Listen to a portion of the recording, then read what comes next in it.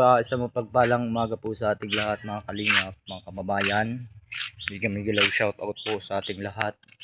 Update po sa pabahay ni Kuya Bal Santos Matuwang. Yan, pinabagong update, pinabagong araw, pinabagong oras, at pinabagong minuto. At ang oras natin ay naririto. So ngayon mga guys, ayan po mga guys, tapos na po yung bintana. Nalagyan na ni Kuya Sam ng grease, ay yung bakal na pamproteksyon do sa pinto ay sa bintana. At ito naman yung pinto na style kulungan. So yan may tao po dito kaya mga guys, mga kalingap, may tao po dito. At ayos na po ayos na yung pinto, ayos na yung yung bahay, buong kabahayan mga kalingap. Yan. So yan, at yari na ang hamba. Ito yung hamba mga guys, hamba. Ayos na, paminto. Ito na lang pong gagawin. At salamat sa animus sponsor ni Ate Rupa sa nagbigay dito. Thank you so much po sa inyong lahat. Yan, sa muli po magbibigay. Sana pagbigyan na maipaayos pa ito. Marirubik pa po muli. At panalangin ko na kay Lord na bigyan na kami ng sponsor sa pintura ng mga guys. Ang problema namin dito mga guys ay pintura ito sa Ate Rupa. So ngayon mga guys, mga kalingap, mga kababayan, shoutout muna sa inyong lahat.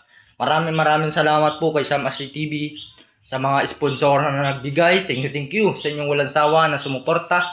Thank you so much. At yung kabila po, ayos na po rin. At punta po natin dito naman tayo sa kabilang panig ng mundong social media ng ating ginagalawan. Yan, ito po si Ropa Gutierrez from Tulay na Lupa, Labo, Camarines Norte. Anong masasabi mo, Ate Ropa?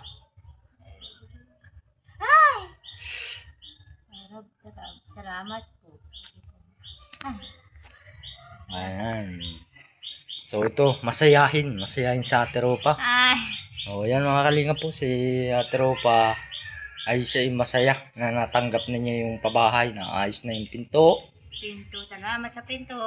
Ayan, yun unang-una yun, grabe kay Kuya Sam, unang-una muna natin ay si Kuya Sam Ashley TV. Thank you kay Kuya Sam Ashley TV. Dahil nabigyan po ng katugunan yung pabahay na ito na naipa-repair natin. Naipa-repair na rin sa tulong ko, sa tulong ng Team Kalingap, sa tulong ni Kuya Sam Ashley TV. Kung hindi dahil kay Kuya Sam, wala ito, hindi na-repair ito. Hindi na-repair mga guys yung bahay. Diba?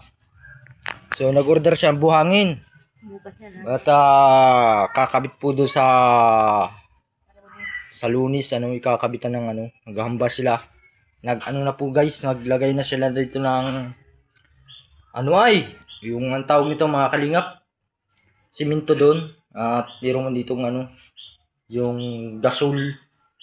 Sa magbibigay muli sa kay Ate Ropa, sa mga magtutulong.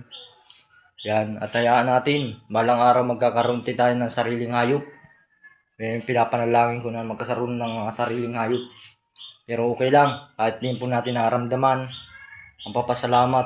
Salamat din ako kay Lord kasi kahit nula na yung nagkaroon po ng kasaysayan, nagkaroon ng kaayusan ang bahay na ito ni Ate Rupa, mga kalingap, mga kababayan. So yan, at yun nga, binisita po natin, tinignan po natin kung ano talaga ang Team Kalingap. Ang Team Kalingap po sa pamumuno ni Kuya Bal Santos Matubang, habang buhay tumutulong, habang malakas pa ang Kalingap, malakas pa rin po ang Team Kalingap. Tuloy-tuloy po ang pagtulong at pagsuporta sa magkarapatid na katulad ni Kalingap Jose Francisco.